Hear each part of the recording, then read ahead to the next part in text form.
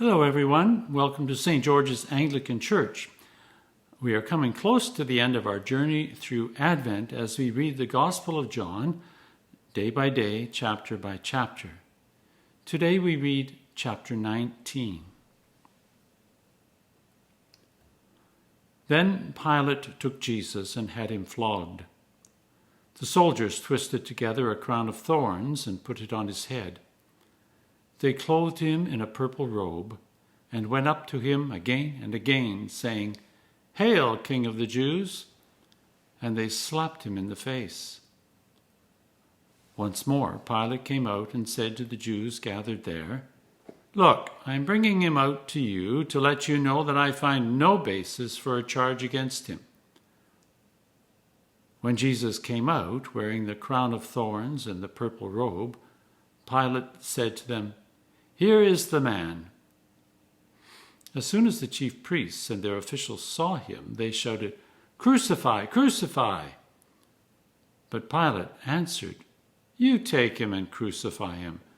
As for me, I find no basis for a charge against him." The Jewish leaders insisted, "We have a law, and according to that law he must die because he claimed to be the Son of God." When Pilate heard this, he was even more afraid, and he went back inside the palace. "Where do you come from?" he asked Jesus, but Jesus gave him no answer. "Do you refuse to speak to me?" Pilate said. "Don't you realize I have power either to free you or to crucify you?" Jesus answered, "You would have no power over me if it were not given to you from above. Therefore, the one who handed me over to you is guilty of a greater sin." From then on, Pilate tried to set Jesus free, but the Jewish leaders kept shouting, "If you let this man go, you are no friend of Caesar. Anyone who claims to be a king opposes Caesar." When Pilate heard this, he brought Jesus out and sat down on the judge's seat at a place known as the Stone Pavement, which in Aramaic is Gabbatha. It was the day of preparation of the Passover. It was about noon. "Here is your king," Pilate said to the Jews. But they shouted, take him away, crucify him." "Shall I crucify your king?" Pilate asked. "We have no king but Caesar," the chief priests answered. Finally, Pilate handed him over to them to be crucified. So the soldiers took charge of Jesus.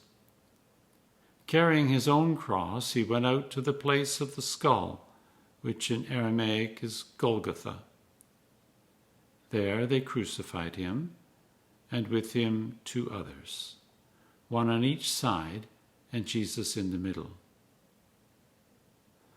Pilate had a notice prepared and fastened to the cross. It read, "Jesus of Nazareth, the King of the Jews." Many of the Jews read this sign, for the place where Jesus was crucified was near the city, and the sign was written in Aramaic, Latin, and Greek.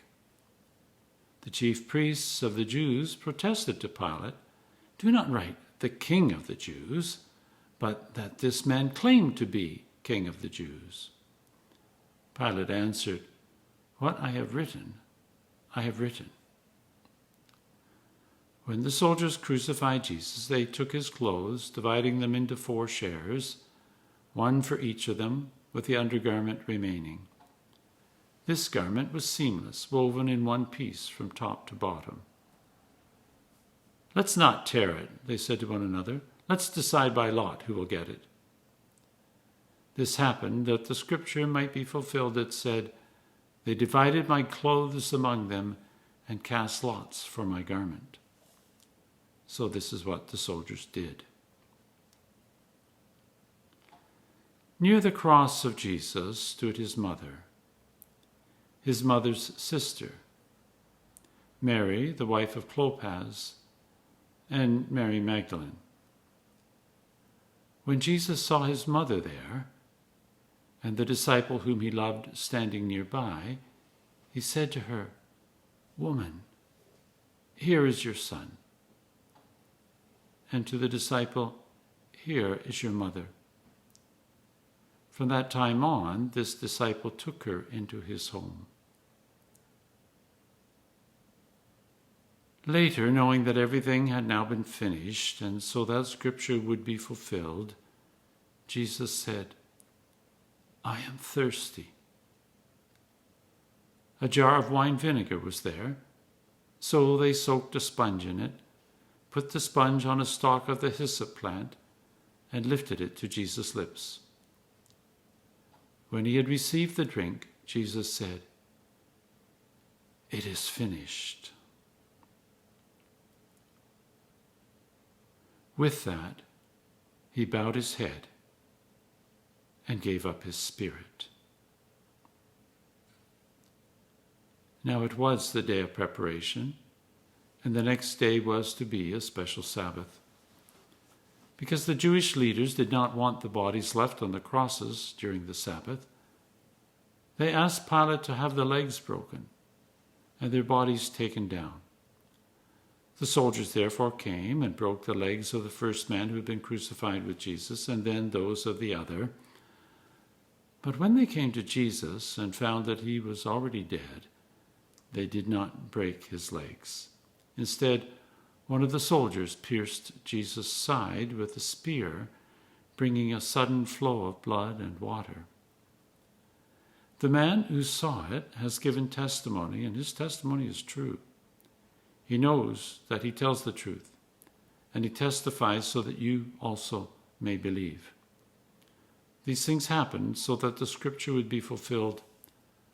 Not one of his bones will be broken. And, as another Scripture says, they will look on the one they have pierced. Later, Joseph of Arimathea asked Pilate for the body of Jesus. Now, Joseph was a disciple of Jesus, but secretly because he feared the Jewish leaders. With Pilate's permission, he came and took the body away. He was accompanied by Nicodemus, the man who earlier had visited Jesus at night. Nicodemus brought a mixture of myrrh and aloes, about 75 pounds. Taking Jesus' body, the two of them wrapped it with the spices in strips of linen. This was in accordance with Jewish burial customs. At the place where Jesus was crucified, there was a garden, and in the garden a new tomb in which no one had ever been laid. Because it was the Jewish day of preparation, and since the tomb was nearby, they laid Jesus there.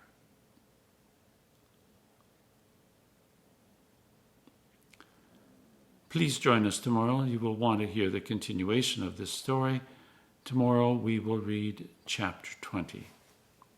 Thank you for joining us.